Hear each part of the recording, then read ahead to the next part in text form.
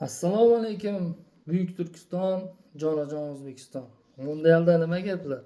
Mana okean ortida bo'lib o'tayotgan futbol spektaklining asosiy qizg'in pallalariga sekin-sekin kirib bormoqdamiz.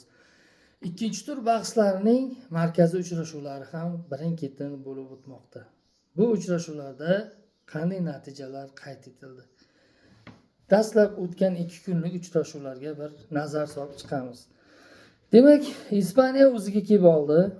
Saudiya Arabistoni Osiyo vakillarini yirik 4-0 hisobida mag'lubiyatga uchratdi. Yamal boshlab berdi, qolganlar davom ettirdi. Keyingi bahs Belgiya va Eron. Osiyo vakillaridan bitta durang. Belgiya va Eron o'rtasidagi o'yin juda ham chiroyli bo'ldi. Ko'rishga arzigulik hisob, nursiz durang. Forslar yevropaliklar darvozasiga to'p kiritdi. Afsuski, o'yindan tashqari holat bo'lganligi uchun hisobga olinmadi.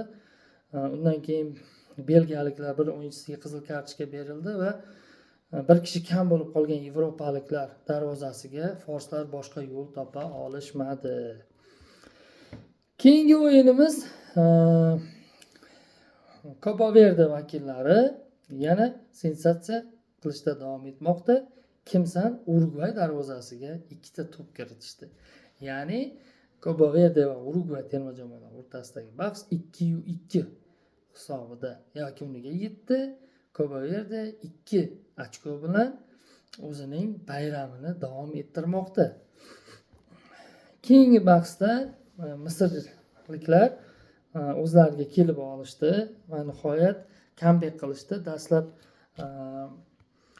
Avstraliya, Yangi Zelandiyaliklar to'p kiritgan bo'lsa-da, keyinchalik o'zini tiklab olgan Misr raqib darvozasiga Salah boshchiligida 3 ta to'p kiritib, kambek qilib 1-3 hisobida g'alabani qo'lga kiritdi. Kecha tunda bo'lib o'tgan o'yinlar. Futbol qiroli yana maydonda o'zini ko'rsatishni boshladi. Bilib turibsiz. Argentina Avstriya o'rtasidagi bahsda Messi dubl qayd etdi va jahon chempionatlari tarixidagi eng ko'p gol urgan futbolchi bo'ldi. Miroslav Klozeni ortda qoldirdi. 17 ta to'p, adashmasam 17 ta to'p kiritib, bahs 2-0 hisobda Argentinaning g'alabasi bilan yakunlandi. Keyingi o'yinimiz Fransiya va Iroq o'rtasida bo'ldi. Afsuski, Osiyo vakillaridan mag'lubiyatlar ko'payib boryapti. Fransiya terma jamoasi Kylian Mbappening dubli va Dembelening goli evaziga 3-0 hisobda Iroqlik Osiyo vakillarini 3-0 hisobida ortda qoldirib ketdi. Undan keyingi o'yin, tongda bo'lib o'tgan o'yin bu Norvegiya va Senegal terma jamoalari o'rtasida bo'lib o'tdi. Yevropa va Afrika vakillari o'rtasidagi o'yin juda ham dahshatli bo'ldi. Holland boshchiligida Norvegiya terma jamoasi 3-2 hisobida g'alabaga erishdi. Mundialda shunaqa gaplar. Mundialni kuzatib boramiz.